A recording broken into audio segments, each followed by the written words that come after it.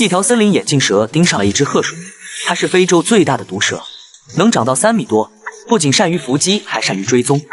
发现猎物的踪迹后，便开启精确制导。褐鼠走过的地方会留下大量气息，所以森林眼镜蛇能轻而易举地发现。它那分叉的舌头可以收集空气中的信息，然后通过上颚传给大脑分析。褐鼠无处可逃，很快便被追上了。接着，眼镜蛇发动致命一击，毒液通过中空的毒牙注入猎物身体。一旦毒液进入身体，就无需紧咬不放，因为猎物的挣扎很有可能导致毒牙崩断。它只需要稍等片刻就能追踪到猎物。再次发现时，褐鼠已经动弹不得。终于可以享受大餐了。